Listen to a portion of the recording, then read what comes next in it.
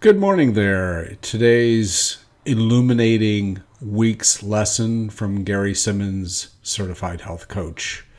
Today I'm going to share a video with you from a biologist. His name is Bruce Lipton, and he is a regular scientist who's made a lot of biological advancements and discoveries, but his main focus in the last 5 or really 10 years has been in the psychology of biology. And what I mean by that is simply in our biology, in the cellular structure, in the brain, the mind, the heart, the gut, in all these areas of the body, there are relationships to electricity, to electromagnetism, and to the subconscious mind.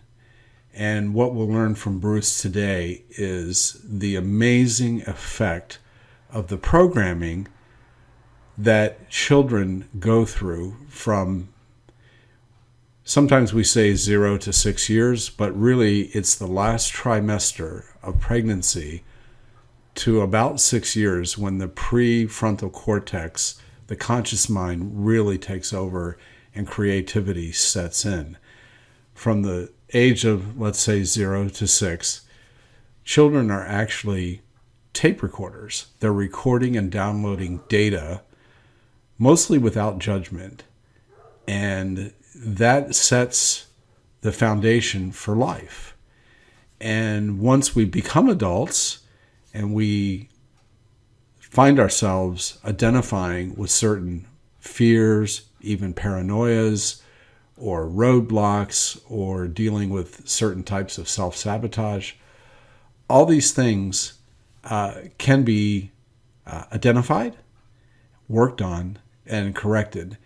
And I'm not talking about years of analysis and therapy. I'm talking about once the identification is made, within 10 or 15 or 20 minutes, a new program can be installed in the subconscious to replace the faulty or errant or erroneous programming that we have.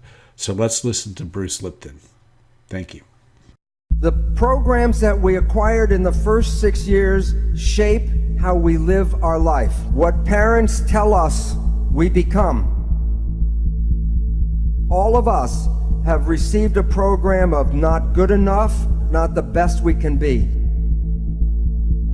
There are ways to change the program if you know how to push the record button. These programs can change a belief you had your entire life in maybe 15, 20 minutes. For the first 2 years, from before birth to the first 2 years, we are in the lowest frequency. For an adult, delta is like sleeping or unconscious. The child is not unconscious, but because the child can't make a response, it is like behind a window watching the world but can't respond. From 2 until 6, there's higher activity called theta. When we're in theta, it's like imagination. That's why children between 2 and 6 mix the real world and the imaginary world in their play. When the child gets to 6, then another level starts called alpha, which is calm consciousness. When the child reaches 12, it can express all the ranges from delta, theta, alpha, and this is like schoolroom consciousness, beta. The most important point, consciousness, the way we think consciousness, is not available to the child until after 6.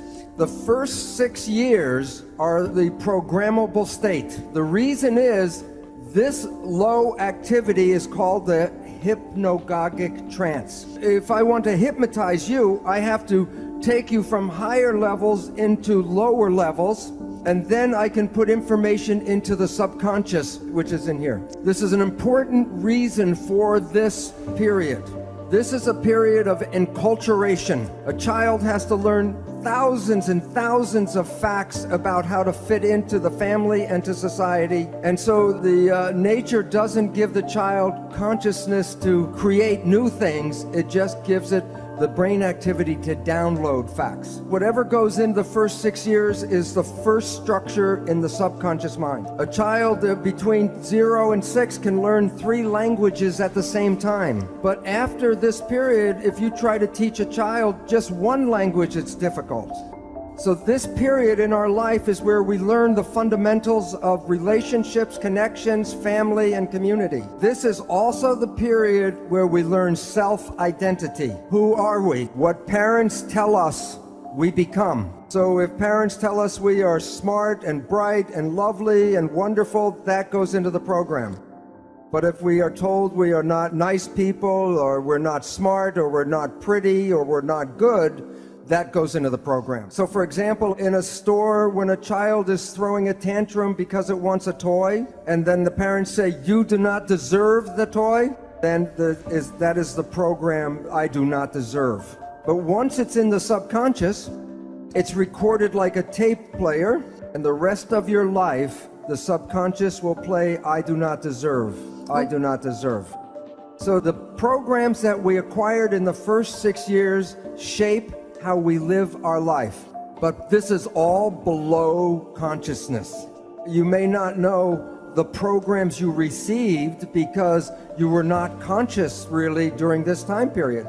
But most all of us have received a program of not good enough, not the best we can be. Okay, now let's talk about the next part. The mind has 2 parts. The subconscious mind is the original brain, and it can process 40 million bits of data from the environment every second. The mind is very powerful and very fast, but it's totally habitual. It's not creative. It can only play back what it learns. In evolution, the front part of the brain, the prefrontal cortex, gives rise to consciousness. Self or consciousness is an add-on option, and most people don't exercise the option. But note, it can process only about 40 bits of data per second. The subconscious mind is 1 million times more powerful. While the subconscious mind is fast, the conscious mind is slow at processing. That's why when you're in an emergency or stress, you operate from this one because it can operate fast and handle lots of data. But the difference between the two is this is habitual.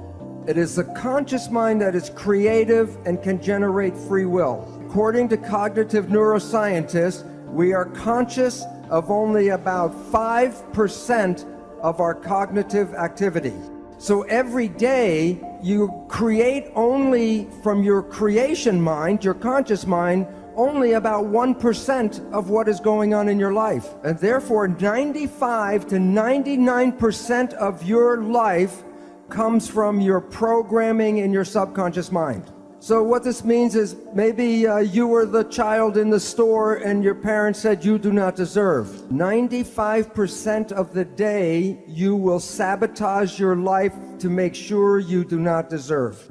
And the reason why is the subconscious job is to create reality out of the program. And so therefore, if you have negative programming, 95% of the day, you will create that negative experience in your life. Now here's the problem. The conscious mind and the subconscious mind work together. So whatever the conscious mind focuses on, it can control, but what it's not focusing on, the subconscious mind controls. So most of our day, we are thinking about the future or thinking about the past. That's with the conscious mind. So if the conscious mind's not paying attention to right now, then everything you're doing during the day is being run by the program that you got.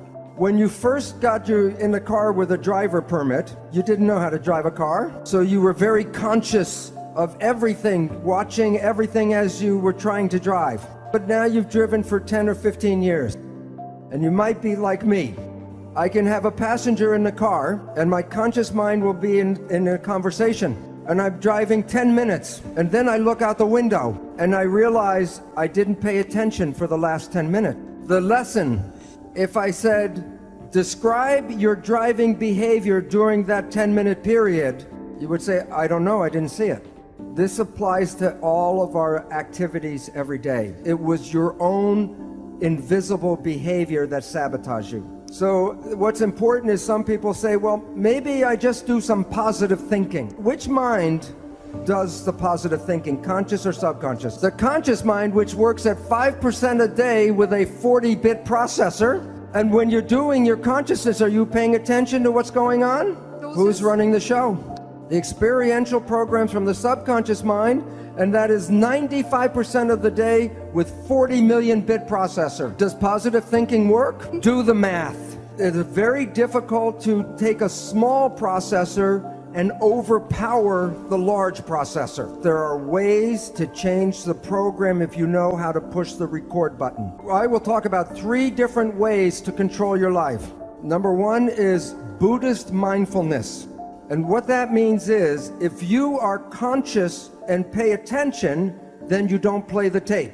I bet everyone in this room has experienced a time in their life where you did this, and it was one of the most special periods of your entire life. It was the day that you met your special partner or the person you fell in love with. If you think back to the period where you really had your first big love affair, I bet you were happier and healthier than you ever were, even from the day before you met them. And I call this the honeymoon period. So one way out is consciousness. Just be conscious, and then you don't play the tape. A second way out, clinical hypnotherapy, because that puts you back in the same brain state that you were in the learning period. And then you can put a new program and rewrite the tape. Yet there is a better and faster way even. There's a group of new psychology modalities called energy psychology. There are many different versions. For example, holographic repatterning, body talk, EMDR, EFT. The one I am most familiar with is Psych-K. These programs are like pushing the record button on the tape player. These programs can change a belief you had your entire life in maybe 15-20 minutes. Many of them, like Psych-K, create a state of super learning like you were when you were an infant. I am not going to talk about these modalities. On my website, I have a list of all the different ones, most of them now, and you can select that and go to their own website and read about them.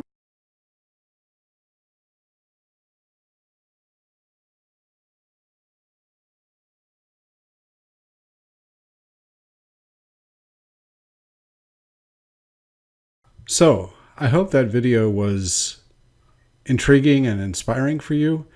I'll give you a pragmatic example of what I've been working on and successfully implanted in my subconscious just this past week. I noticed after visiting my daughter how organized and tidy and neat and beautiful her home was, and she was meticulous in picking up and keeping things tidy. She's the mother of 2 small children. And it inspired me. When I went home, I realized that in my home office area, things were pretty much in disarray, not being a very organized person or possibly being somewhat lazy in that particular area. So I created an affirmation that I just simply used repetition to proclaim to myself that I am super organized. So my daily affirmation has been, I am super organized. So now when I see an area of confusion or messiness, I do at least one task in rectifying that and mitigating it while the words are bubbling up from my subconscious that I am super organized. So that's a very simple illustration, and I hope it helps you, and I will talk to you next week. Thank you.